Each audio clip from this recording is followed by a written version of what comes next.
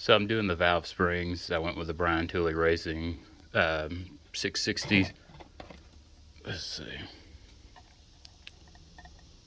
Lift.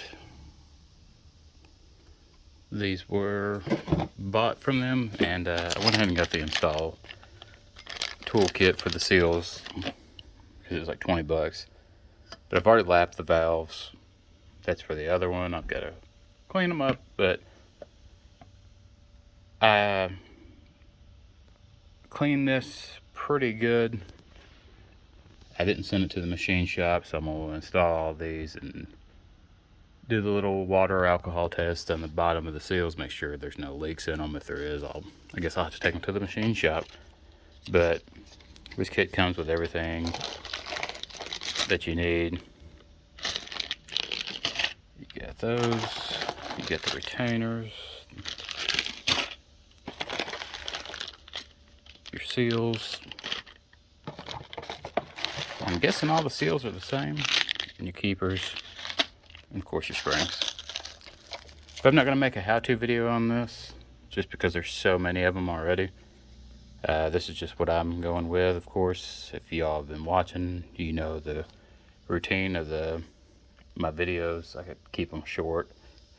I'm not very detailed oriented with explaining a bunch of things on the videos, but I will answer questions if anyone has any in the comments as quick as I can. But I'm gonna get these started. So I don't really show myself much, but this is what I look like in case anybody's interested. But the heads are done, like as far as the valves and the springs. Get them all set up. So what I'm doing now, I'll walk over here, is I got the BTR Delphi LS7 lifters. They come in this nice greased fucking just thick grease. But it says it should be washed either in an automotive solvent tank or with mineral spirits to help remove the stiff packing grease used during the lifter assembly, and to check the rollers for roughness before soaking. Now, I've read a lot about soaking them, and a lot of people say no, a lot of people say yes. I don't know. It seems like they gave you this tray, and since they mentioned soaking, and it says correct factory weight oil used in your engine is fine.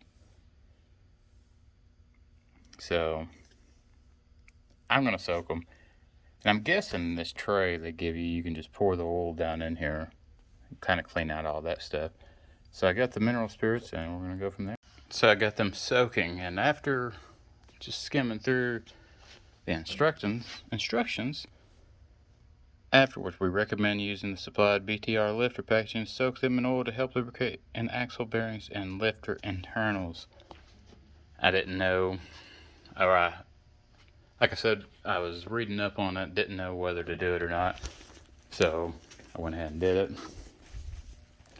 But I didn't use the supplied thing that they sent. I just got a shoebox, and I'm gonna let them soak in oil, cover them up, some dust gets in there, clean up my mess, and wait on my dowel pins for the heads.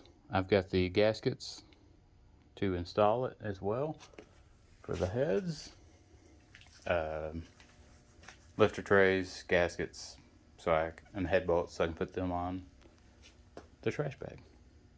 So to begin with, for the lifters, they've been marinating in the oil.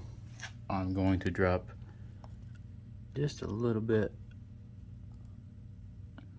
of the good stuff down in there in each one, and then I'm going to install the lifters.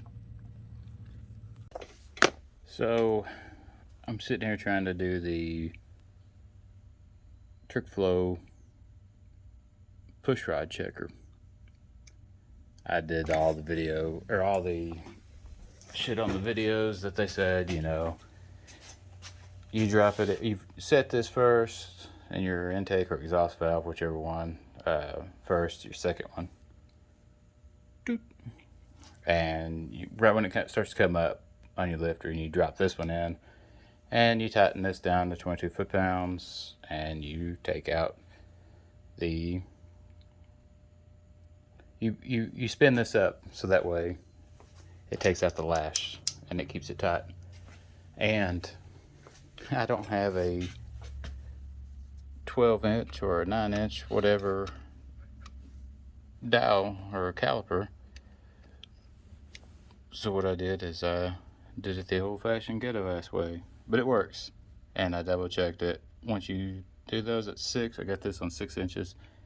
And then that was 1.3470, which I just rounded it up to 7.35. Boop. And then I got on YouTube and searched for a video on how to get that measurement. And it was like, I don't know. So I got on Summit's website, or not website, but YouTube, and looked up on this series, and it's the 9501. That's where I got it from, the 6.8 to 7.8. And I double checked it. So on this, it's got the little dots on there.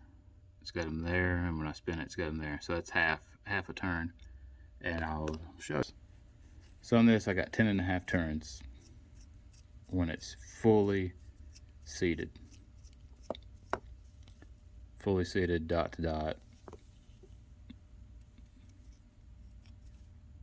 And each one of them is 50 thousandths or 5 thousandths, whatever it is, man. I'm not good with all these thous and shit. But 6.8 is the lowest it goes. So that's 6.8. That's what it measures out.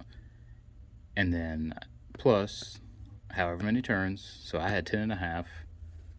And then you times that by the 50 thou, 5 thou, 50 thou, whatever. And then you plus your preload setting. So I came up with 7.4 inch push rods.